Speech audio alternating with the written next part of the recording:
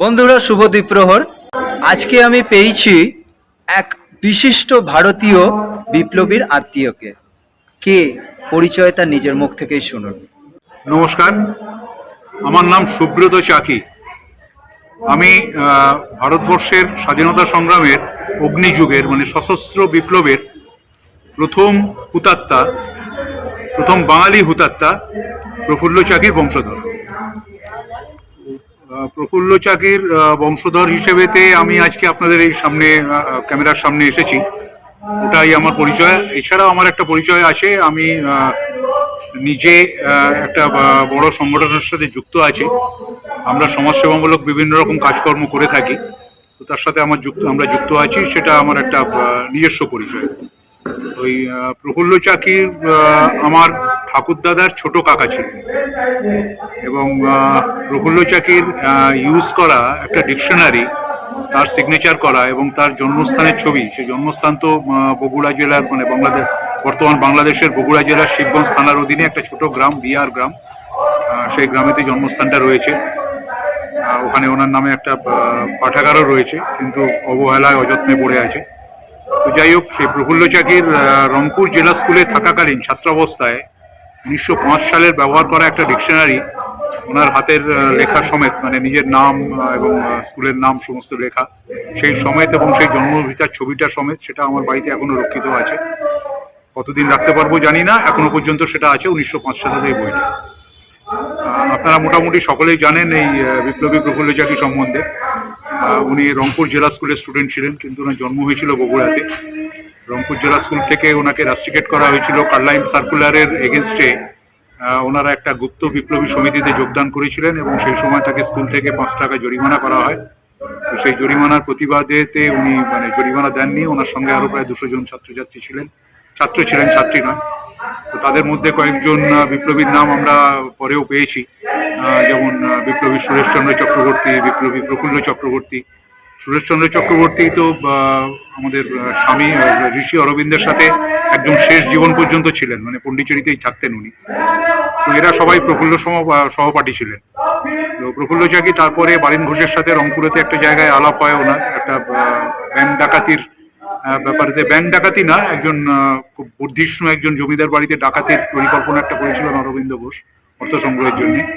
তো সেই সময়তে বারিন ঘোষ কলকাতা থেকে গেছিলেন ওই ডাকাতিটার ব্যাপারে।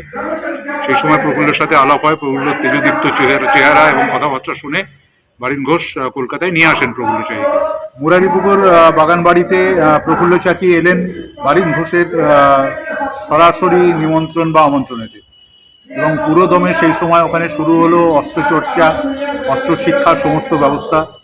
উল্লাসকর দত্ত সেই সময় ওখানে ছিলেন, তিনি এবং হেমচন্দ্র কানন মানে হেমচন্দ্র দাস, এরা সকলে মিলে ওখানে বোমা তৈরির সমস্ত পরিকল্পনা করতেন, সমস্ত কিছু করতেন। বোমা তৈরিও করা হয়েছিল। সেই বোমা পরীক্ষা করতে গিয়ে প্রফুল্ল চক্রবর্তীর অকাল মৃত্যু হয় জানুয়ারি মাসে। এবং প্রফুল্ল চাকি এখানেতে, যেটা আমরা সকলে জানি, যে মুজফ্ফরপুরেতে ম্যাজিস্ট্রেট কিংসফোর্ডকে হত্যার জন্য নিয়োজিত হয়েছিলেন। তার আগে উনি কিন্তু ব্যামফিল্ড ফুলার এবং আমাদের আরেকজন ছোটলাট ছিলেন, তো তাকে মারার জন্য প্রফুল্ল চাকি কিন্তু নৈহাটি স্টেশনেতে একবার চেষ্টা করেছিলেন। নারায়ণগড় স্টেশনেতে উনি ট্রেনের অ্যান্ড্রু ফ্রেজারকে মারার জন্য উনি নারায়ণগড় স্টেশনেতে বোমা পুঁতে রেখেছিলেন মাটির তলায়। ট্রেনটা উড়ে যায়, একটা বগি উড়ে যায়, কিন্তু অ্যান্ড্রু ফ্রেজার বেঁচে যান। সেই একটা বগির দেখি যেটাতে উড়ে যায়, সাথে অ্যান্ড্রু ফ্রেজার ছিলেন না। তো আমরা তারপরে জানি যে প্রফুল্ল চাকি ক্ষুদিরাম বসুকে সঙ্গে নিয়ে গেছিলেন মুজফ্ফরপুরেতে প্রেসিডেন্সি ম্যাজিস্ট্রেট কিংসফোর্ডকে হত্যার পরিকল্পনা নিয়ে। সেটা তো একটা ঐতিহাসিক দিন ভারতবর্ষের স্বাধীনতা সংগ্রামে। প্রথম চাপেকর ব্রাদার্সের নাম পাওয়া গেছিল সরাসরি একটা স্বাধীনতা সংগ্রামের আত্মঘাতী প্রচেষ্টাতে। তারপরে দ্বিতীয় প্রচেষ্টা হচ্ছে প্রফুল্ল চাকি এবং ক্ষুদিরামের এই ম্যাজিস্ট্রেটকে হত্যা প্রচেষ্টা। দুর্ভাগ্যবশত সেই গাড়িতে ম্যাজিস্ট্রেট ছিলেন না, দুজন ইংরেজ মহিলা মারা যান। ক্ষুদিরাম বসু ধরা পড়েন এবং তার ফাঁসি হয়। কিন্তু বিপ্লবের নিয়ম মেনে বিপ্লবীরা তখন যে এই সমস্ত গুপ্ত বিপ্লবী সমিতিতে যোগদানের সময় তাদেরকে প্রতিজ্ঞা করতে হতো। প্রফুল্ল চাকি নিজের রক্ত দিয়ে একটা প্রতিজ্ঞা করেছিলেন যে কোনো মতেই পুলিশের হাতে ধরা পড়া চলবে না। তো বিপ্লবের সেই নিয়ম মেনে প্রফুল্ল চাকি মোকামা স্টেশনেতে আত্মহত্যা করেন। যদিও আমি ব্যক্তিগতভাবে মনে করি না প্রফুল্ল চাকি আত্মহত্যা করেছিলেন, কারণ প্রচন্ড সুঠাম স্বাস্থ্যের অধিকারী ছিলেন প্রফুল্ল চাকি। ওই দুজন পুলিশ কর্মচারীকে ঘায়েল করা ওনার কাছে কোনো ব্যাপারই ছিল না।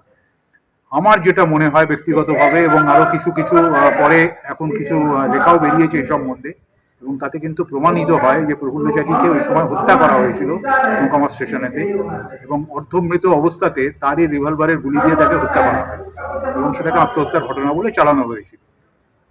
তো পোস্টমর্টম সরাসরি হয়নি, বা হলেও তার কোনো রিপোর্ট সাবমিট হয়নি কোনো জায়গাতে। এই পর্যন্তই প্রফুল্ল চাকির মৃত্যু রহস্য তো এখনো রহস্যই রয়ে গেছে। ওনার পরটি পরে অমলেন্দু দে বলেছিলেন যে লালবাজারেতে নাকি দেখা গেছিল, কিন্তু কোনো অজ্ঞাত কারণে সেই করটিরা তারপর কোনো খবর পাওয়া যায়নি। আমাদের পরিবারকে বলা হয়েছিল ডিএনএ টেস্টের জন্য, আমাদের পরিবার থেকে রাজিও হয়েছিল, কিন্তু সেই সময় মুখ্যমন্ত্রী শ্রী বুদ্ধদেব ভট্টাচার্য কোনো অজ্ঞাত কারণেতে ডিএনএ টেস্ট করানো হয়নি সে করটির, এবং জানা যায়নি সেটা প্রফুল্ল চাকির করটি কিনা। এই পর্যন্ত বলেই ঢাকা পড়ে গেছে। তবে কথিত আছে যে ইনিশিয়ালি ওনার ওই করটিটা আনা হয়েছিল এবং 57B ফ্রিস্কো স্ট্রিট, সেখানেতে একটা পিসি লাহিড়ির বাগান বাড়ি ছিল, সেই বাগান বাড়ির একটা পাইন গাছের নিচে ওনার করটিটাকে পুঁতে রাখা হয়েছিল। সেই 57B ফ্রিস্কো স্ট্রিটেতে এখন একটা শপিং মল আছে, পতাকা হাউস ওটার নাম। আমি একটা দাবি করেছিলাম কলকাতা পৌরসভার কাছে যে ওখানে প্রফুল্ল চাকির নামে একটা স্মৃতি ফলক বসানো হোক। আরও একটা কথা বলে রাখি যে জায়গাটার কিন্তু পরিদর্শনও আমি করেছিলাম কলকাতা কর্পোরেশনের দুজন আধিকারিকের সাথে, এবং লোকাল কাউন্সিলরের সাথে জায়গা পরিদর্শনও হয়ে গেছিল, কিন্তু তারপরে যে কোনো কারণেই হোক আর সেটা আর হয়নি। অনেক প্রচেষ্টার পরে কলকাতাতে বাগমারি রোডের নাম প্রফুল্ল চাকির নাম করা হয়েছে, প্রফুল্ল চাকি সরণি। কলকাতায় প্রফুল্ল চাকির 3-4টে স্ট্যাচু আছে। সরকারি স্ট্যাচু একটাই আছে, সেটা হচ্ছে রাইটার্স বিল্ডিং এর ঠিক উল্টো দিকে। আর যেটা বাগমারি রোড, যেটা ওনার নামাঙ্কিত হয়েছে, সেখানেও কলকাতা কর্পোরেশন থেকে একটা স্ট্যাচু বসানো হয়েছে, ওটার নাম প্রফুল্ল চন্দ্র চাকি সরণি।